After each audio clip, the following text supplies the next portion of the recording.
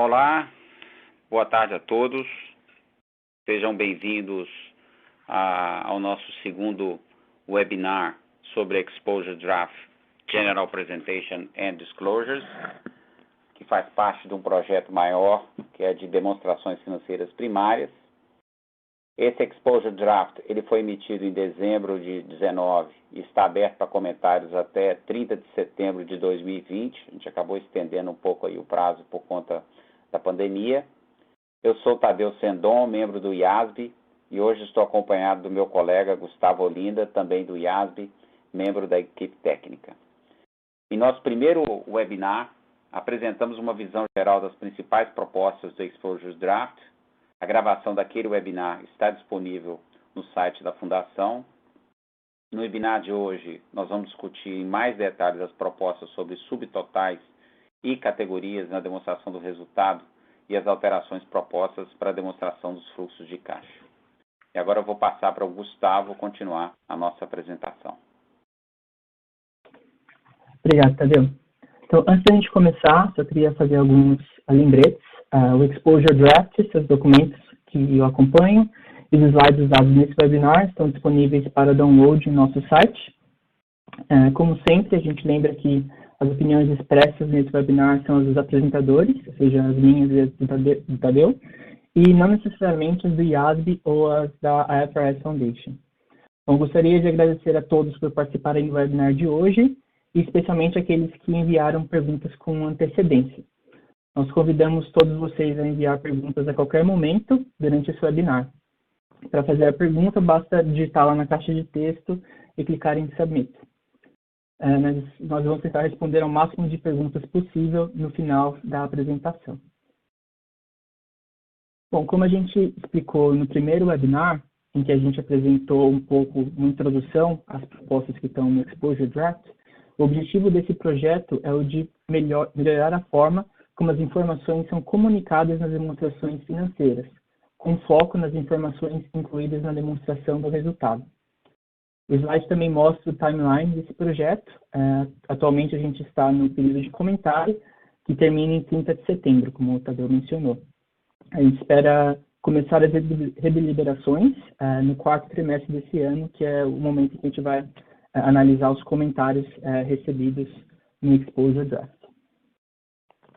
Bom, antes de entrar com mais detalhes nas propostas que a gente vai cobrir hoje, eu gostaria de explicar como elas se encaixam nas propostas gerais que foram incluídas no Exposure Draft.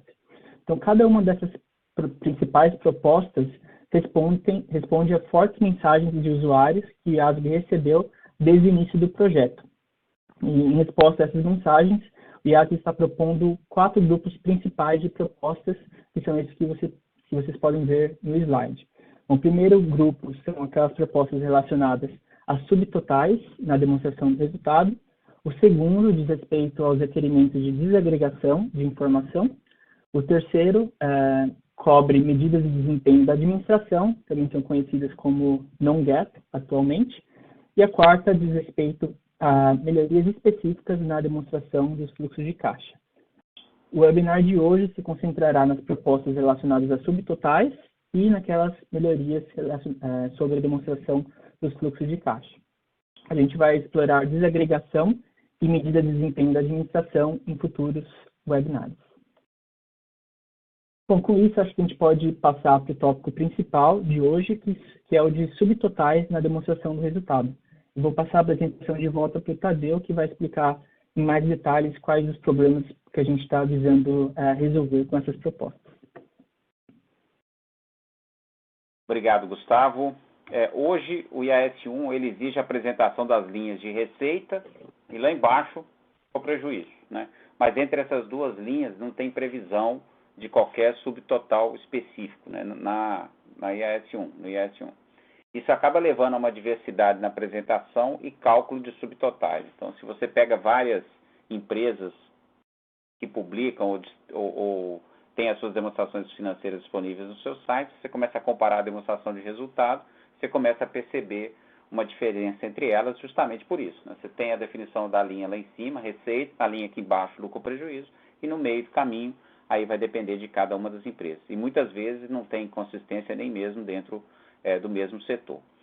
Para entender as atuais práticas de apresentação, o que o IASB fez? Ele fez algumas discussões com os stakeholders em geral. Sempre que a gente fala de stakeholders aqui, a gente está falando de preparadores, reguladores, auditores, analistas, elaboradores de práticas contábeis, acadêmicos, ou seja, todas as pessoas que de alguma forma estão envolvidas com relatórios financeiros. Né? A gente analisou as demonstrações financeiras de uma amostra de 100 empresas que reportam IFRS, cobrindo uma variedade de indústrias e países.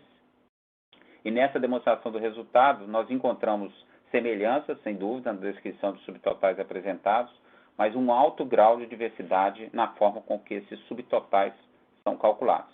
Por exemplo, das 100 empresas revisadas, 63 delas relataram um subtotal de lucro operacional.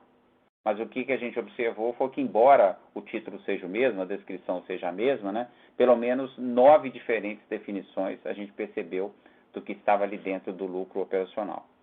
Nesse slide aí, a gente mostra, dá um exemplo dessa diversidade, né? Algumas empresas incluíram o resultado de equivalência patrimonial de coligadas e joint ventures no lucro operacional, enquanto outras não. Algumas incluíram juros sobre o passivo de plano de pensão no lucro operacional, enquanto outras não. Em alguns casos, na verdade, 23%, é quase um quarto, não dá para saber. Né? Então, a gente percebe claramente que tem uma diversidade importante aí no mercado. Passando para o próximo slide.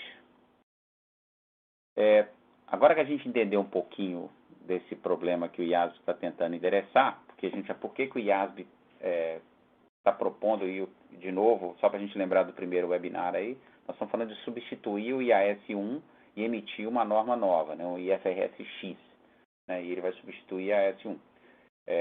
Não vai haver grandes mudanças nas outras áreas, né, o foco aqui é demonstração de resultado, mas aqui é só para o pessoal entender por que o IASB está mexendo aqui. Então, a gente já tem uma boa ideia da diversidade existente, o que a gente precisa endereçar nessa área de subtotais, né. Vamos discutir agora os requerimentos específicos propostos no Exposure Draft.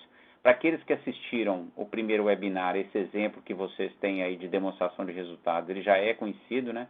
Ele ilustra os 3 subtotais que estão sendo propostos, né? Que a gente tem lucro operacional e receitas e despesas de coligadas e joint ventures integrais, e a terceira linha aí, mais escura, né? Lucro antes de financiamento e imposto de renda. E do lado direito aí a gente tem as categorias: operacional, coligadas de joint ventures integrais, investimento e financiamento. Tá? Até um pouco parecido com o que a gente tem hoje na demonstração de fluxo de caixa, mas o Gustavo vai falar um pouco mais sobre isso, que não é esse exatamente o objetivo, estar 100% conectado uma coisa com a outra, né?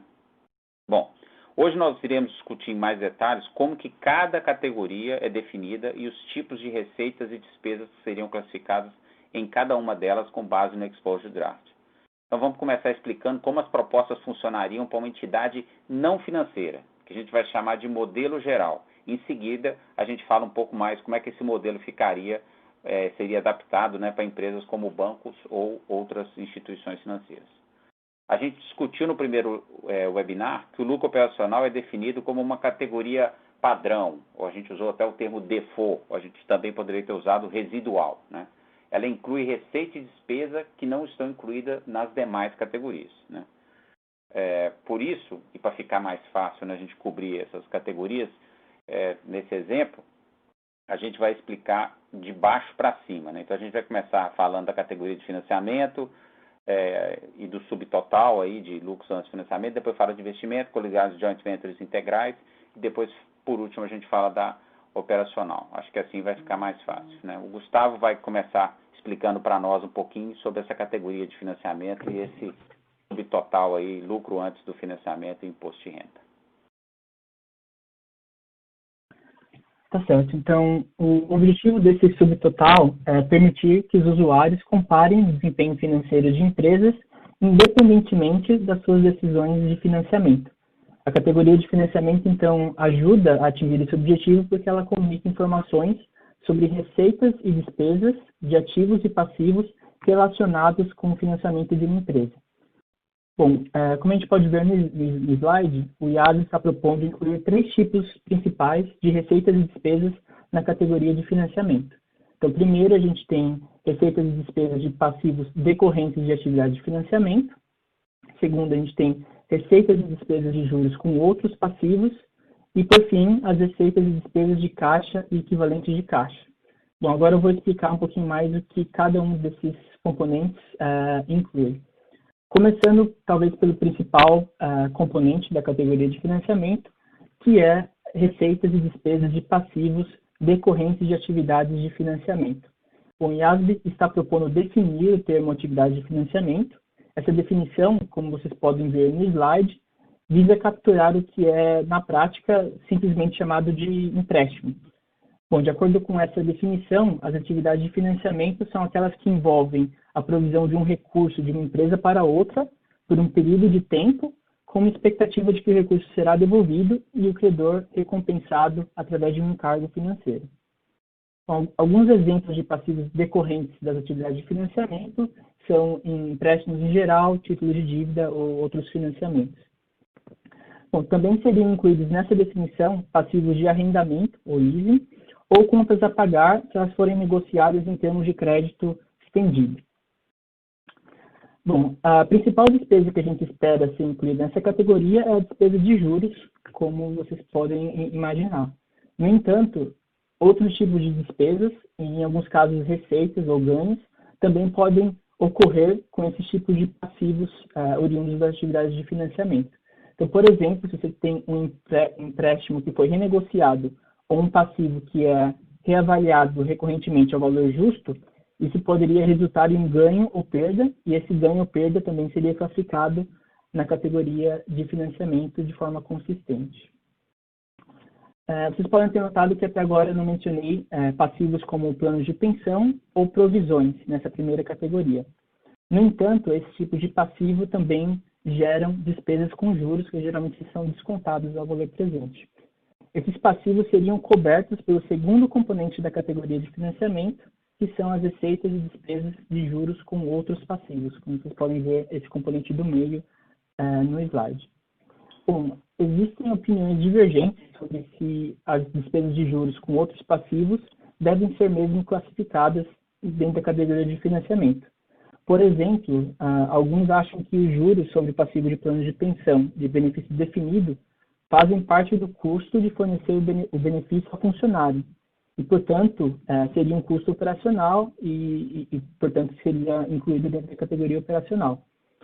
Outras pessoas acreditam que essa é uma despesa de juros relacionada ao pagamento de um passivo em uma data futura e, portanto, seria equivalente a um financiamento. Como a gente viu no slide anterior, são diferenças de opinião como essa que hoje levam à diversidade na apresentação desses subtotais. E são essas diferenças que fazem com que os usuários precisem gastar algum tempo ali avaliando como cada empresa classificou a despesa antes que eles possam fazer suas análises e comparar diferentes empresas. Bom, o IASB concluiu que a melhor maneira de obter maior consistência e resolver esse problema seria ter uma classificação comum para esses tipos de itens para todas as empresas. Como hoje a maioria dos usuários das demonstrações financeiras trata essas despesas como financiamento em suas análises, o IASB está propondo que essas despesas com juros sobre outros passivos sejam classificadas na categoria de financiamento também. Bom, outros exemplos de despesas e receitas classificadas na categoria de financiamento são a reversão do desconto sobre um passivo de desmontagem e remoção de um ativo imobilizado e também a reversão de desconto sobre provisões de longo prazo. Certo? Então, de forma geral, como a gente viu até aqui, são classificadas na categoria de financiamento receitas e despesas com passivos. Entretanto, como a gente pode ver no slide, há uma exceção para despesas e receitas relacionadas a caixa e equivalentes de caixa, que formam o terceiro componente de receitas e despesas incluídas na categoria de financiamento, como vocês podem ver na caixa à direita, no slide. Isso é porque muitos veem o excesso de caixa como parte do financiamento de uma empresa. Muitas vezes a gestão de caixa está relacionada às decisões sobre financiamento, seja financiamento através de emissão de dívida ou de títulos patrimoniais. Por exemplo, o excesso de caixa pode ser usado para pagar dívidas, declarar dividendos ou até mesmo recomprar ações. Dado que o EF7 já possui uma definição que é bem entendida na prática de caixa equivalente de caixa, o IASB concluiu que para atingir aquele objetivo de consistência na apresentação, a melhor forma de fazer isso seria usando essa definição de caixa equivalente de caixa como um proxy para esse excesso de caixa. Bom, acho que com isso a gente cobriu os tipos de receita e despesas que seriam classificados dentro dessa categoria de financiamento. A gente pode passar para a próxima categoria, que é a categoria de investimento. Então, eu vou passar agora de volta para o Tadeu, que vai cobrir esse objetivo. Obrigado, Gustavo. A gente falou então lá de baixo, financiamento, vou mover agora para a categoria de investimento. O objetivo dessa categoria é comunicar separadamente, e essa palavra ela é chave aqui, o retorno de ativos que geram retorno individualmente e em grande parte independentemente de outros recursos da entidade.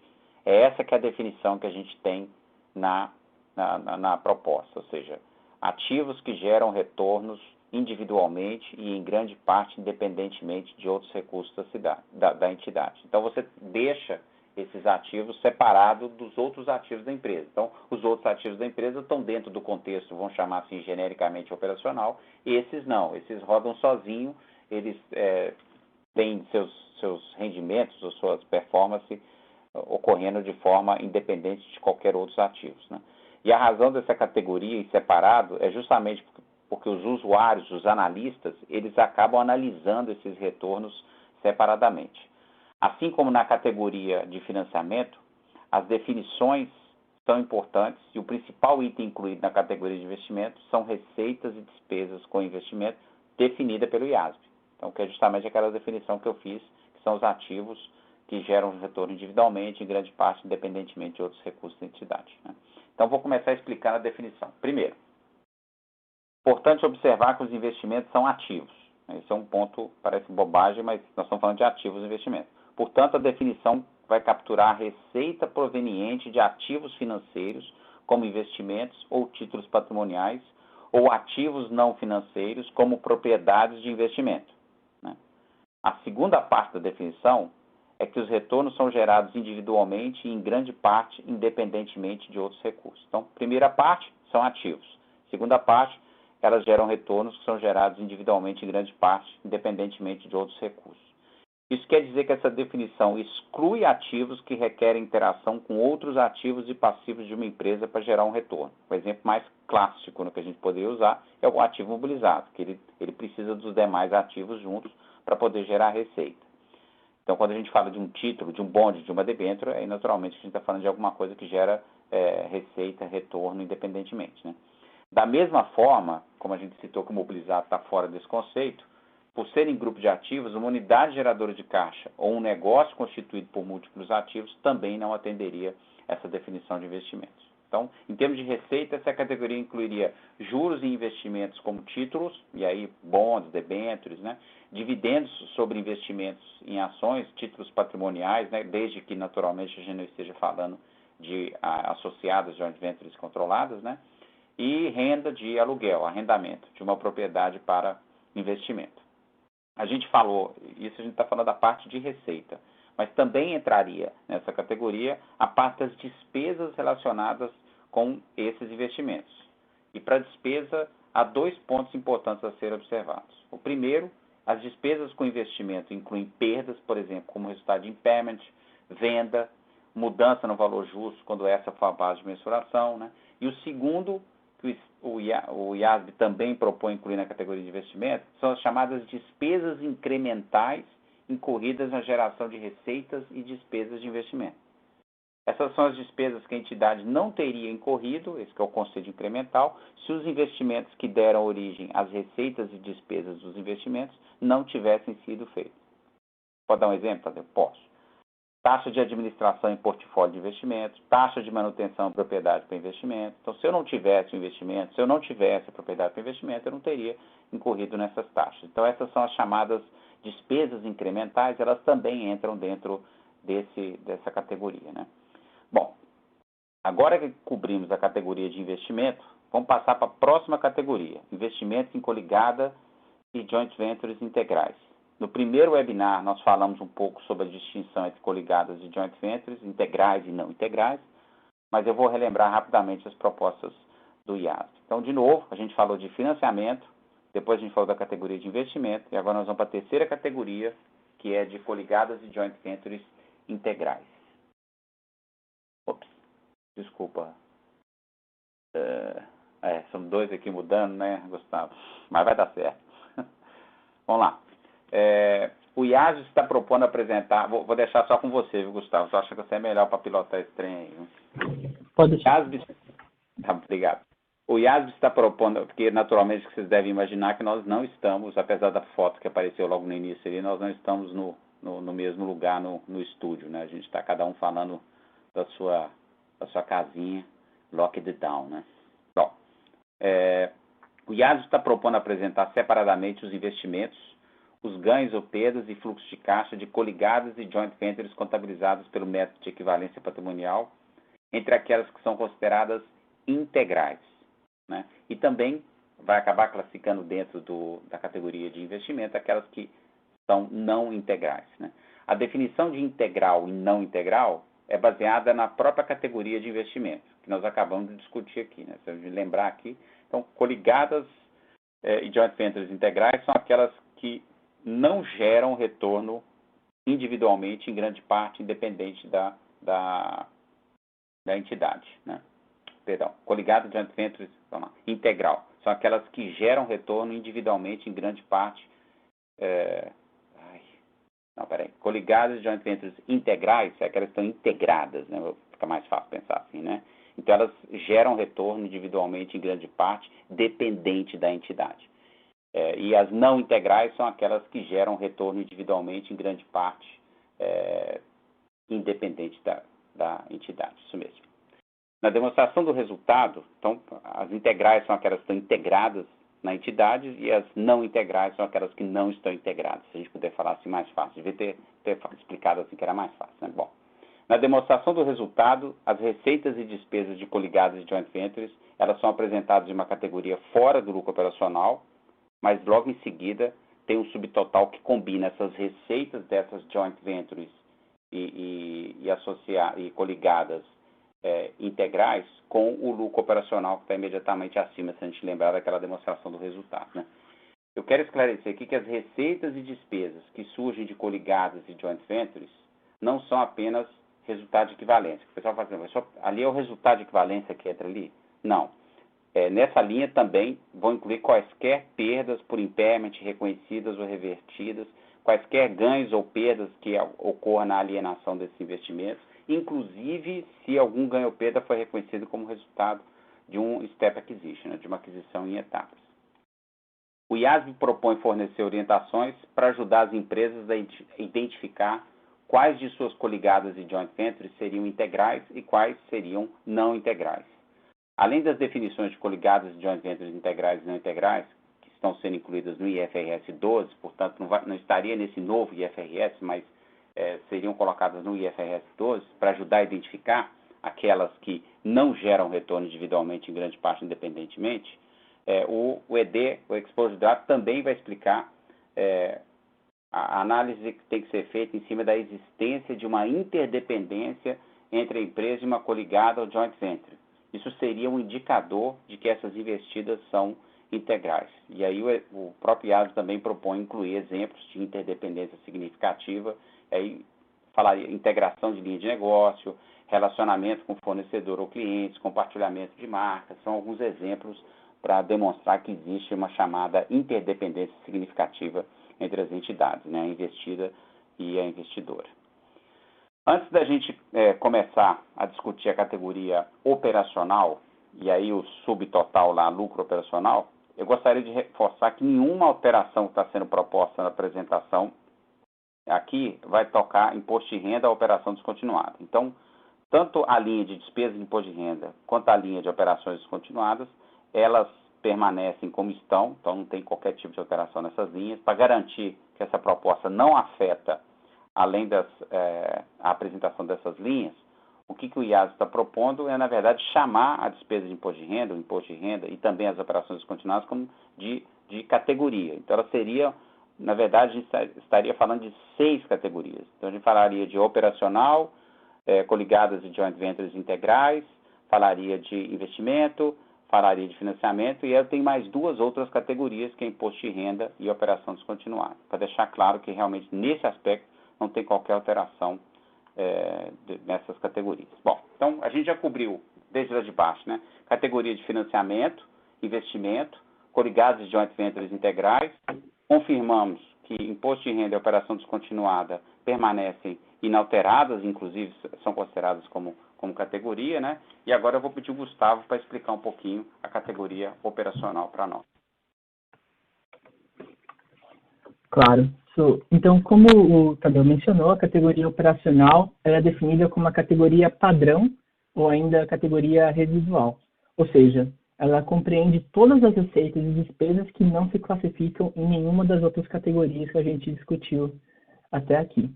Então, definindo a categoria operacional dessa forma, significa que ela inclui todas as receitas e despesas das principais atividades de negócio de uma empresa.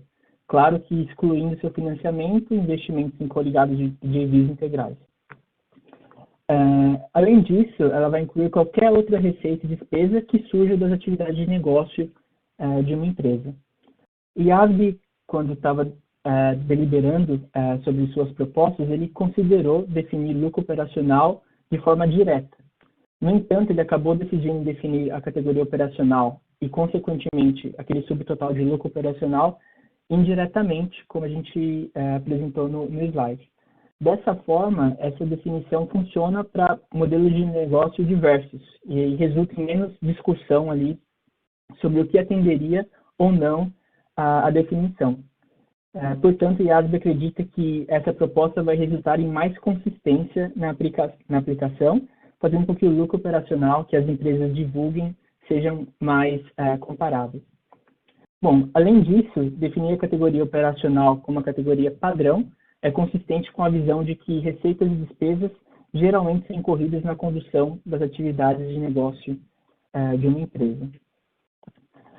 No primeiro webinar, a gente discutiu um pouco sobre como essas classificações podem ser modificadas quando as principais atividades de negócio de uma empresa envolvem ou financiamento ou investimento, como é o caso clássico de bancos, por exemplo.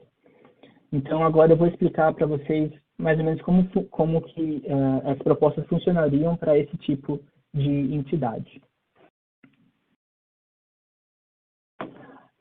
Bom, para algumas empresas, como eu mencionei, as principais atividades de negócio podem gerar receitas e despesas que atendem às definições de financiamento ou investimento que a gente acabou de discutir. Nesses casos, o IASB propõe alguns princípios de quando essas receitas e despesas devem ser classificadas na categoria operacional, no lugar dessas outras categorias. Então, embora não haja uma definição para principais atividades de negócio, o Exposure Draft vai fornecer algumas orientações. Um exemplo disso é se uma atividade de negócios constitui um segmento divulgável, isso indicaria que esse negócio é uma atividade de negócio principal. Bom, vamos começar agora com a mudança de classificação da categoria de financiamento para a categoria operacional, que é indicada pela seta verde no slide. Essa classificação se aplica apenas para empresas que fornecem financiamento a clientes como uma atividade de negócio principal. Então, por exemplo, isso vai incluir empresas como bancos ou ainda alguns fabricantes de automóveis, por exemplo, que prestam serviços de financiamento a seus clientes, como parte das suas atividades principais de negócio. Da mesma forma, o slide está mostrando ali do lado direito a mudança de classificação da categoria de investimento para a categoria operacional, que é indicada pela seta cinza. Então, nesse caso, a empresa consideraria se as receitas e despesas de investimento são feitas no curso das principais atividades de negócio. Então, as classificaria na categoria operacional. Bom, um aspecto importante que a gente precisa notar aqui é que, no caso de investimentos, a avaliação sobre se o investimento é feito no custo de suas principais atividades de negócio é baseada no ativo em questão. No entanto, no caso da categoria de financiamento, as empresas seriam requeridas, de acordo com as propostas, a fazer uma escolha de política contábil. Então, ou elas classificariam todas as receitas e despesas das atividades de financiamento na categoria operacional, ou apenas aquelas relacionadas ao financiamento de clientes. E a ASB decidiu fornecer essa opção porque nem todas as empresas conseguem identificar especificamente quais receitas e despesas são relacionadas à provisão de financiamento para clientes. Bom, esse é o caso desse primeiro exemplo que vocês podem ver no slide, em que a gente tem um banco que investe como principal atividade de negócio e também fornece financiamento aos seus clientes. Então, bancos podem não ser capazes de identificar as fontes de financiamento para empréstimos a clientes separadamente de outras atividades de financiamento. Portanto, esse banco fez uma escolha de política contábil para incluir todas as receitas e despesas de atividades de financiamento no lucro operacional, como vocês podem ver destacado em verde no slide. Então, nesse exemplo, o banco não mostraria o subtotal de lucro antes de financiamento e imposto de renda. Bom, indo para o próximo exemplo agora, a gente tem uma empresa de fabricação de automóveis que tem lá financiamento a clientes como uma de suas principais atividades de negócio.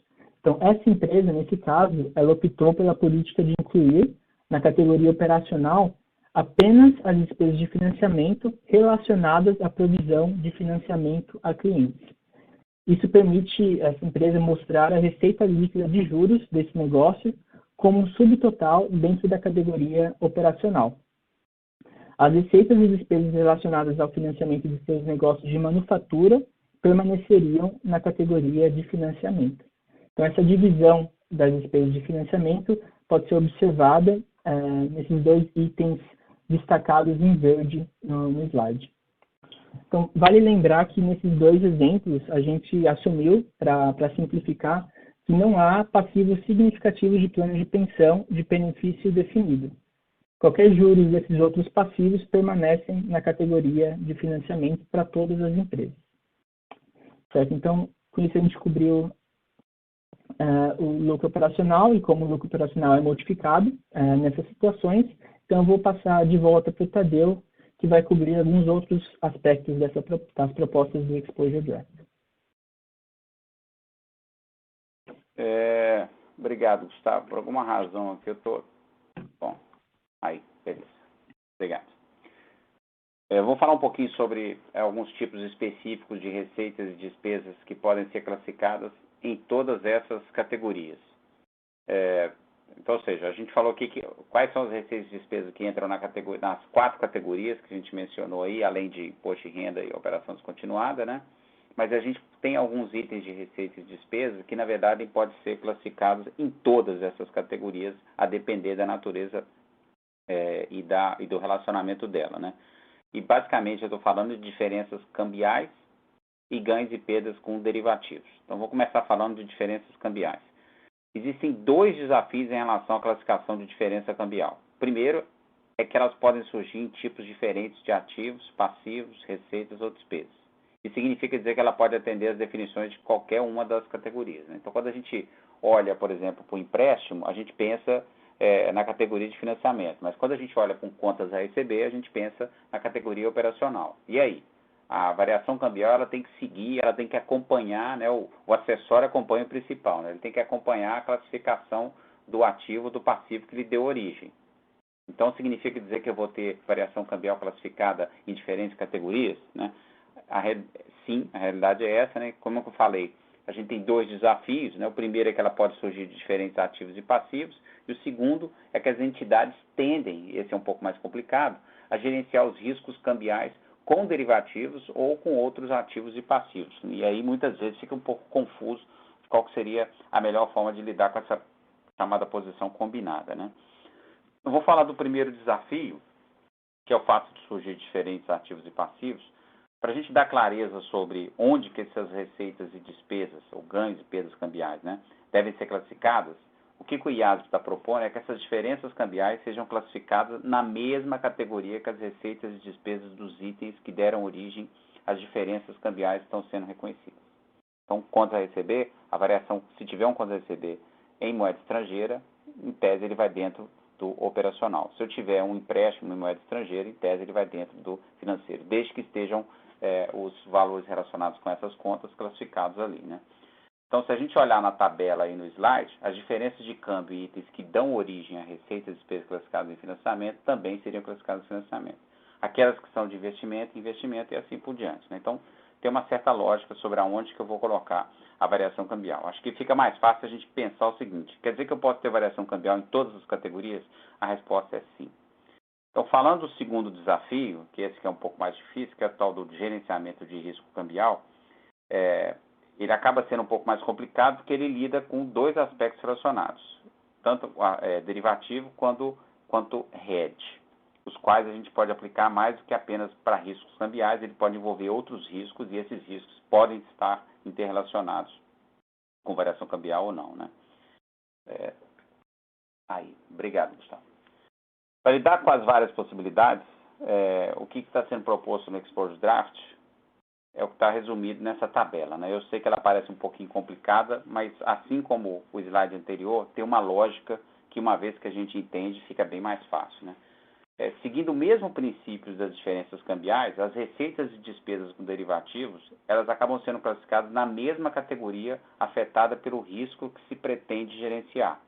Então, pelo IFRS 9, a apresentação de forma bruta das variações do valor do derivativo não é permitida. É aqui que está o problema do risk management, né? Então, eu tenho uma única variação para o meu derivativo, mas muitas vezes aquele derivativo está mexendo com duas pernas, né? Então, especialmente quando eu faço uma proteção pelo líquido. Então, eu tenho um ativo, um valor a receber de 100 milhões de dólares, aí eu tenho um passivo, que é de 130, e eu acabo contratando um derivativo de 30, que é justamente o líquido disso aí. Só que a variação desse meu derivativo, aonde que eu vou classificar? Eu vou classificar no operacional, por conta do contas receber, ou vou classificar dentro do financiamento, por conta do meu empréstimo? Ah, não, você pode fazer a variação do derivativo pelo bruto, como se estivesse criando as duas pernas, né? É justamente isso que o IFRS 9 não permite, então eu preciso dar destino para esse meu ganho ou perda que esse derivativo está gerando, né? Aí, nesse caso, os ganhos ou perdas com derivativos seriam incluídos na categoria de investimento. Ou seja, a categoria de investimento seria a categoria default. Então, se eu não conseguir encaixar em outra categoria, eu deixo a variação do derivativo dentro da categoria de investimento. Essa lógica, né, segue tanto para derivativos que estão formalmente designados ou não em relação à hedge. Então, em alguns casos eu tenho, vamos dizer, o hedge accounting, em outros casos eu não tenho. Mas a lógica é a mesma. Então, mesmo que eu não esteja aplicando o hedge accounting, se eu contratei aquele derivativo especificamente para uma transação, eu posso perfeitamente devo lançar a variação do valor justo do meu derivativo na categoria correspondente àquele ativo ou passivo que é o meu instrumento, meu item de hedge, né? Então, eu sigo essa lógica. E sempre que eu não consigo fazer essa contemporizar em qual categoria que seria mais adequado, aí eu vou lançar dentro da categoria de investimentos, né? Só que em alguns casos, especialmente quando o hedge não está formalmente designado, pode ficar um pouco difícil de achar qual é a categoria que deveria ser encaixada, né? Então, se houver um custo ou esforço indevido, esse é o termo que a gente usa, para identificar contra qual categoria a variação do derivativo deveria ser lançada, nesse caso, vai lançar contra a categoria default, que é investimento, né? Eu posso ter uma situação um pouco esdrúxula, que é de um derivativo que não está sendo usado para gerenciar risco. Aí a gente vai, então, o derivativo especulativo, no primeiro momento, sim. Então, se eu não consigo identificar que ele está identificando qualquer risco, ele também vai para essa categoria default, que é a categoria de investimento. Gustavo.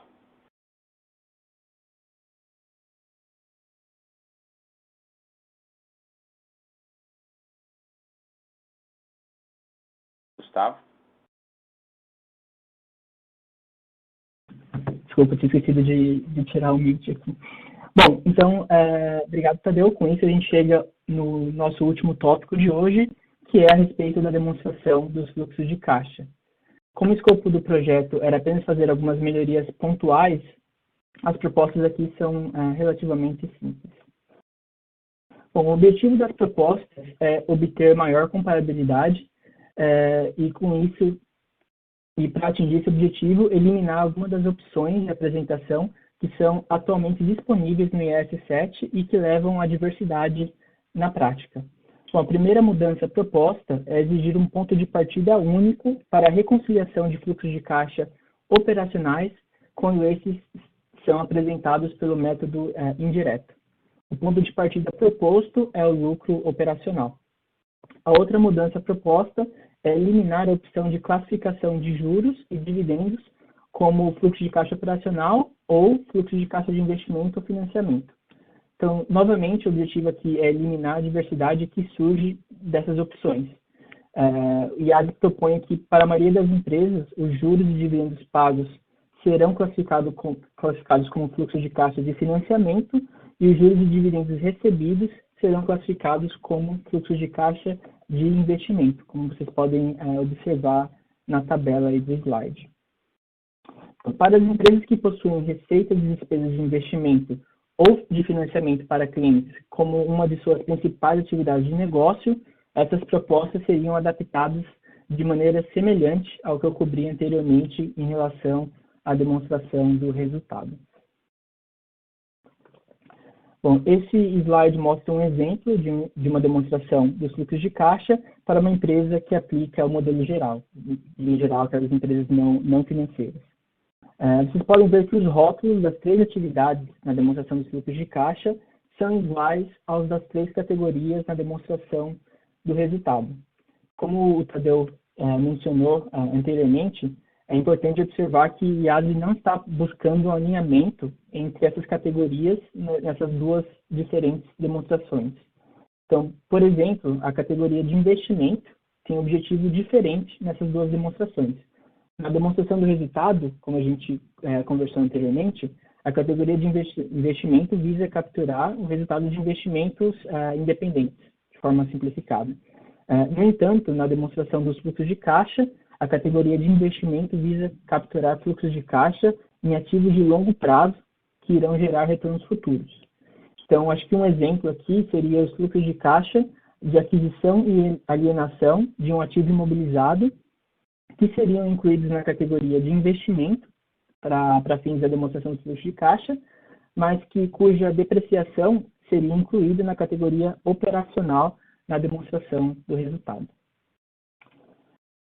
Bom, com isso, acho que a gente terminou de explicar as propostas que a gente queria cobrir no webinar de hoje, então a gente pode passar para as perguntas, mas acho que antes disso a gente vai também, queria que vocês respondessem uma pesquisa rápida. Então, vou passar para o Tadeu para apresentar isso agora.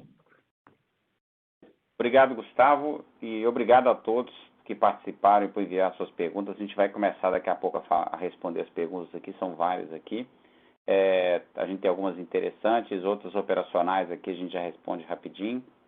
Mas primeiro eu queria lembrar rapidamente os materiais disponíveis que estão no site do IASB. Esse slide aí dá um pouco da visão geral do que a gente tem disponível. Tem muita coisa interessante no nosso site.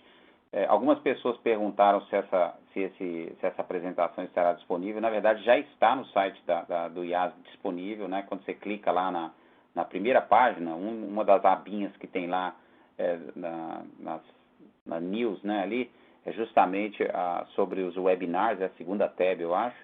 Aí você clicando ali, ele tem os vários webinars em várias línguas, né? A gente tem ali, para você clicar, talvez vocês até tenham feito isso, né? Você clica lá no português para você entrar nessa que nós acabamos de fazer, e do lado tem o slide deck, que é justamente a apresentação que a gente acabou de fazer, que já está disponível, né? Então, basta entrar lá.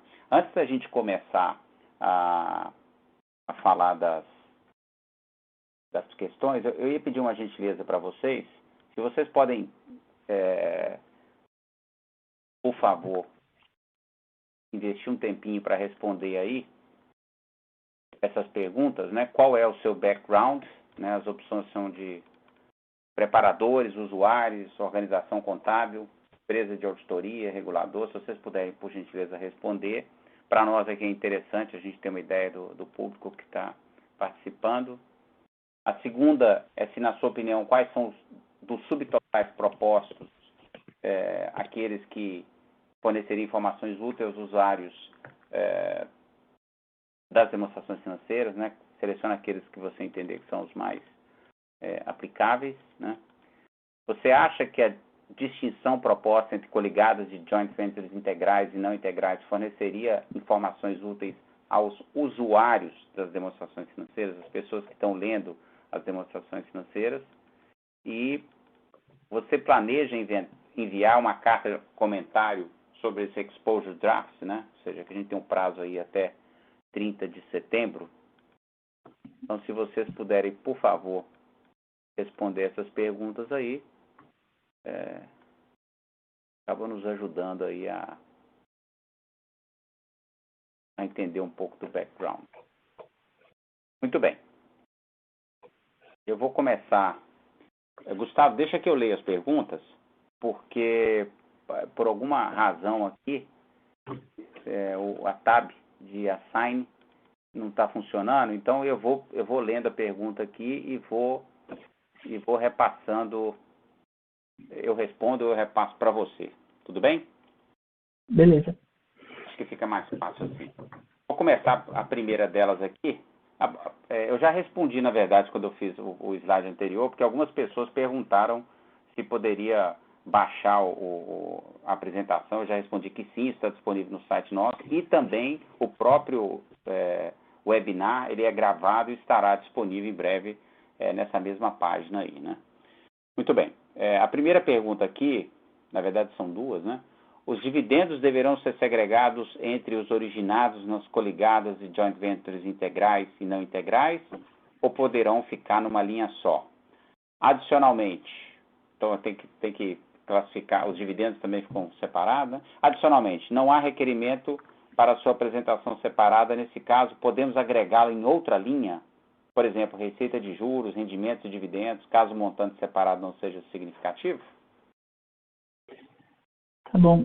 Então, essa foi uma pergunta que a gente recebeu antecipadamente.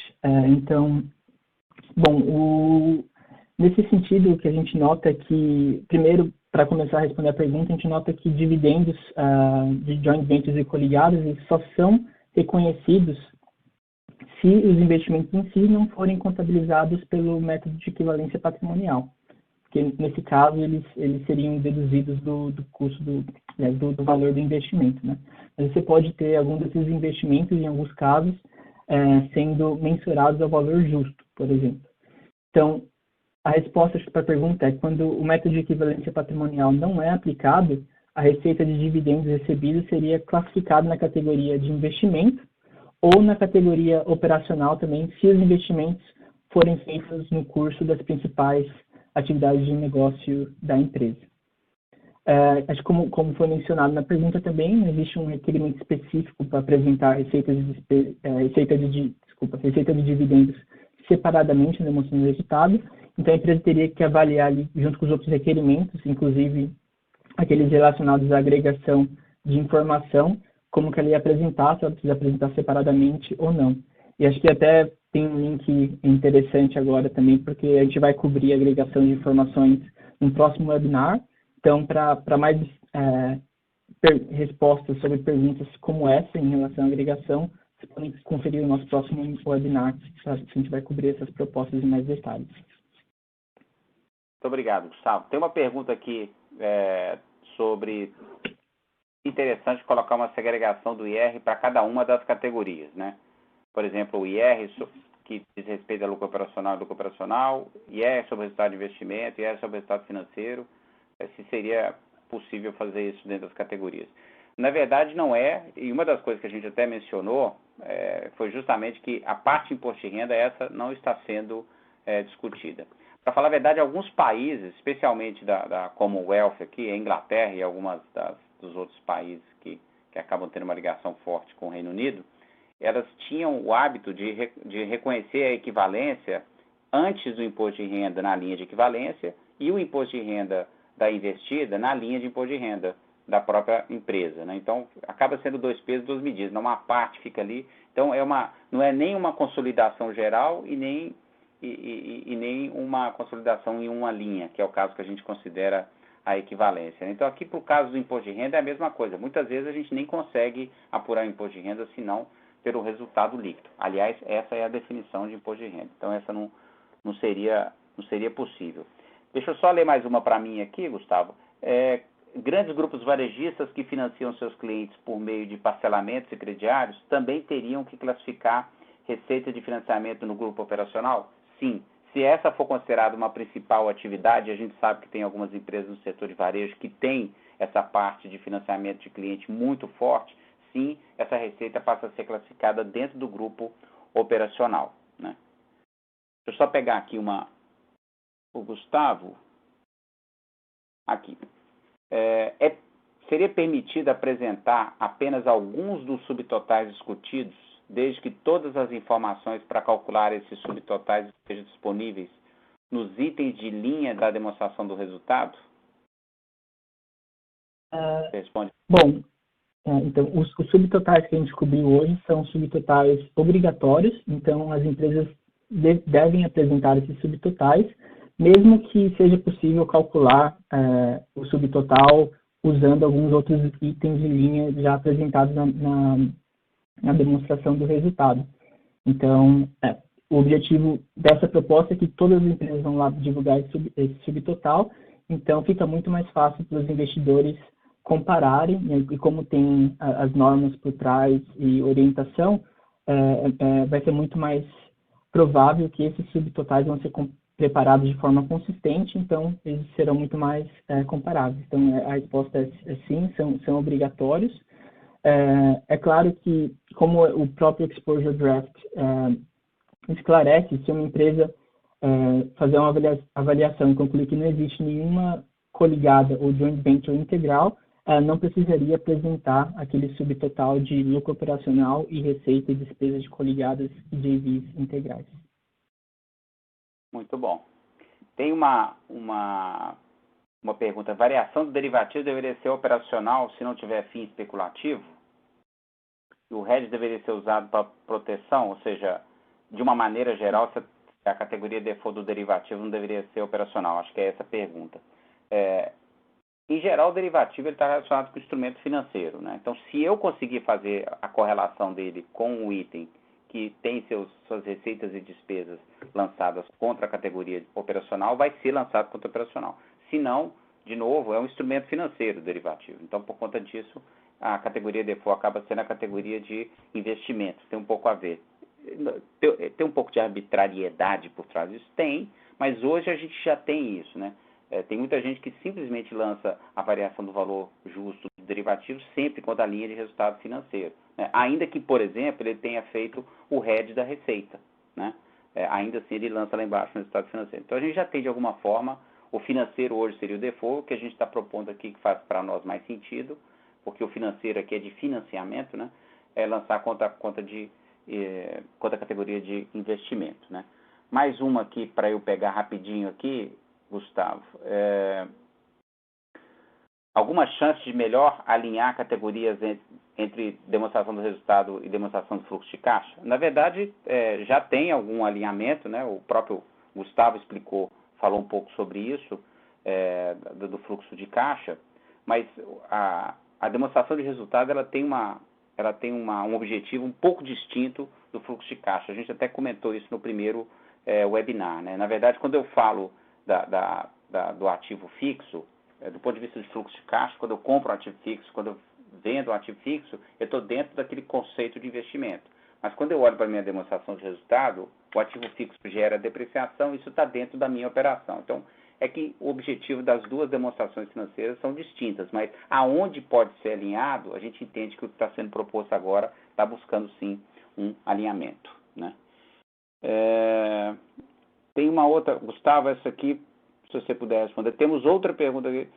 Receitas e despesas de coligadas de joint ventures podem ser incluídas no lucro operacional, aplicando o princípio de que os investimentos no custo das principais atividades de negócio de uma empresa são incluídos na categoria operacional? Gustavo, está no mudo. conversando. Você quer que eu repita aqui? Desculpa, eu estava no mudo aqui. Então, para coligados de joint ventures contabilizados pelo método de equivalência patrimonial, a resposta é não. Então, é parecido com o que a gente conversou anteriormente. Então, qualquer tipo de resultado de equivalência patrimonial é sempre excluído do lucro operacional, e o motivo disso é de que a gente quis atender algumas demandas de usuários. Eles não queriam que o resultado de equivalência fosse combinado com o lucro operacional, até porque o resultado de equivalência é calculado de uma forma diferente. Então, geralmente ele está após despesa de financiamento, imposto de renda, enquanto que o lucro operacional é antes desse tipo de despesa. Então, como eu mencionei anteriormente, se você tiver um caso de coligados de joint ventures que não forem contabilizadas pelo método de equivalência patrimonial, aí sim essas receitas e despesas podem ser incluídas no lucro operacional, mas também só se esses investimentos forem feitos no curso das principais atividades de negócio. Muito bom. Mais umas pinga-fogo aqui. A inflação seria reconhecida como despesa de equivalente de caixa nesse modelo? Na verdade, inflação e juros, dentro do contexto do IFRS, é a mesma coisa. Então, a gente pode ler aonde que eu lanço juros. Aí eu vou acompanhar aquela história do principal, o acessório acompanha o principal. Então, pode ser que seja na categoria de operacional, de financiamento. Então, se é inflação, é juros, o IFRS não faz muito essa distinção. Uma outra rapidinho aqui. Atualmente, qual país ou países já aplica ou está alinhado com essa nova proposta? Se haverá um webinar específico para a proposta das medidas de desempenho gerenciais. Eu desconheço se tem algum país que já está adotando essa linha que está sendo proposta agora. Isso, na verdade, é uma tentativa de fazer algum alinhamento entre os diferentes países. Não acredito que tenha um que esteja utilizando a proposta como um todo. E sim, a gente vai fazer um terceiro webinar para tratar especificamente de medida de desempenho gerencial e provavelmente tratar de itens não usuais, né? Essa aqui, Gustavo, se você puder responder.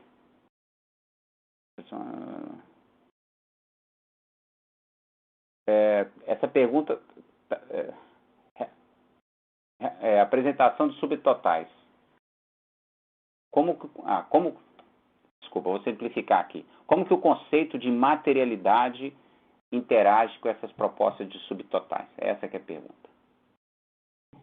Tá bom.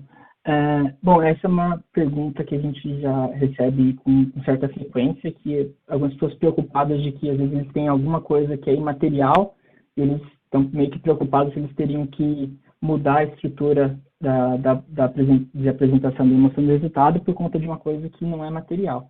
Então, nesse caso, a gente relembra que o conceito de materialidade ele se aplica de forma pervasiva em todos os aspectos de reporte financeiro, das normas de IFRS. Então, se alguma informação é imaterial, ela não precisa ser divulgada. A gente lembra de que o conceito de materialidade não é apenas um número, então existem outras considerações que devem ser levadas em conta também quando decidindo como que você vai apresentar essas informações. Então, se tem alguma coisa que talvez não seja material do ponto de vista do montante, ele pode ser ainda material pela natureza daquela informação, então talvez precise ser apresentado separadamente. Muito bom. Obrigado, Gustavo. Deixa eu caçando mais uma pergunta aqui, porque tem algumas que acabam, eu percebo aqui que de alguma forma a gente já cobriu. Essa aqui, ó, tem algum tratamento específico para receita de subvenção? Essa pergunta boa. Na realidade, não vai tratar especificamente, a gente tem que olhar para o IAS 20, né?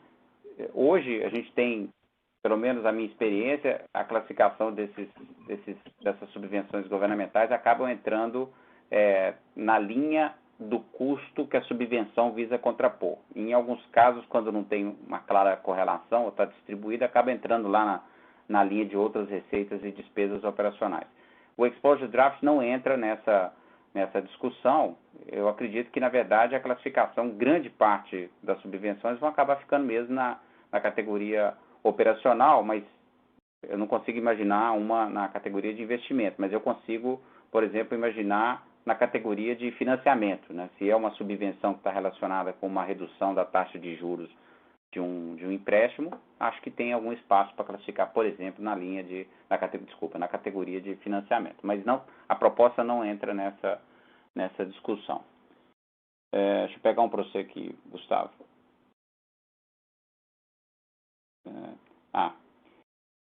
Uma empresa pode apresentar subtotal adicional, por exemplo, lucro operacional antes de perda de crédito. Está cheirando Covid-19, né? Então, essas empresas podem apresentar subtotais adicionais, por exemplo, lucro operacional antes de perda de crédito. Tá, essa é uma pergunta interessante, eu acho, porque para esclarecer que a gente está propondo reter um parágrafo do IAS 1, que é aquele que exige que as empresas apresentem subtotais adicionais, se esses subtotais são importantes para a compreensão do desempenho financeiro da empresa. Então, esse parágrafo vai ser retido. Então, elas não só podem, mas elas devem apresentar se aquele subtotal é importante.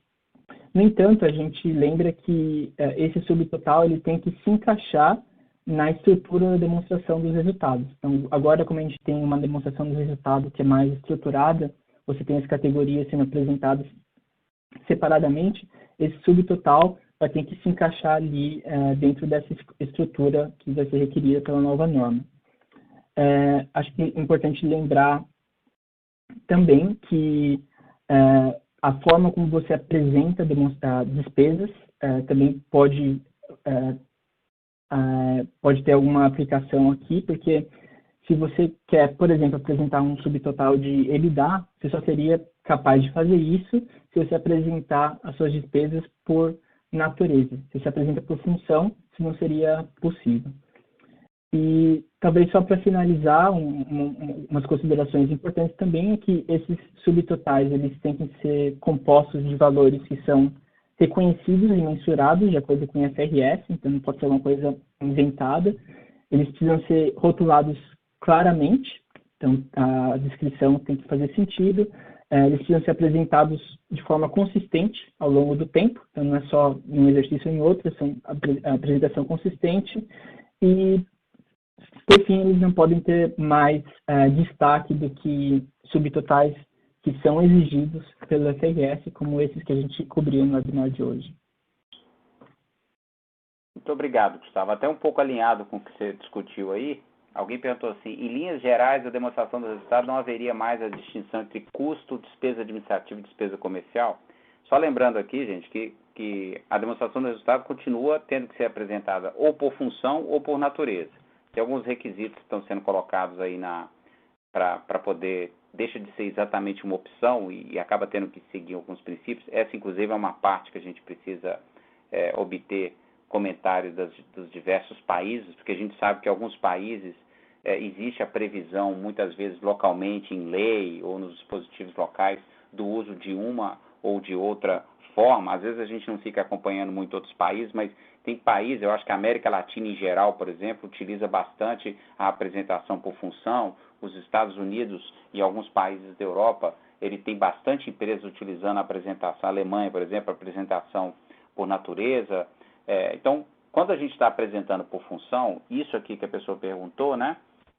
Se vai haver ainda distinção entre custo, despesa administrativa e despesa comercial, a resposta é que sim, que é justamente quando se está apresentando por função. Se for por natureza, não vai aparecer esses grupos aqui. Então, continua mais ou menos o mesmo formato, só a gente está, quase que toda essa discussão gira em torno do resultado operacional. O que é resultado operacional? Porque essa categoria não existia, essa linha subtotal, não existia no IAS 1 e agora passa a ser claramente definida como um subtotal que tem que ser incluído, né? Tem várias outras perguntas aqui. Eu acho que a gente até poderia ficar aqui mais tempo aqui, mas até em benefício do tempo aí, para respeitar o horário que a gente designou para concluir o webcast, eu vou acabar não seguindo aqui. Eu peço desculpa para as perguntas que acabei não conseguindo responder. Grande parte aqui a gente respondeu. Eu vou mandar para vocês aqui, porque quem não gosta de ver resultado de pesquisa, né? Tem os resultados de pesquisa aí, eu não sei se está na tela aparecendo para vocês, mas está aí que 47%, praticamente a metade, é de preparador. Depois a gente tem as empresas de auditoria e contabilidade, academia, outros reguladores, acadêmicos aqui, tá, eu já falei, né? Muito bom. E, na sua opinião, quais dos subtotais propostos forneceriam informações úteis ao usuário da demonstração financeira? O lucro, olha, está bem, todas, né? Acho que a resposta é essa, né? 62% para lucro operacional, mas acabou 57% também falando para o lucro operacional, receita e despesa de coligados joint ventures e lucro antes de financiamento e imposto de renda. Você acha que a distinção proposta entre coligados joint ventures integrais e não integrais forneceria informações úteis aos usuários das demonstrações financeiras? 49% acha que sim, 15% acha que não. Eu gostei desse povo aqui, ó, não tenho certeza, 30%.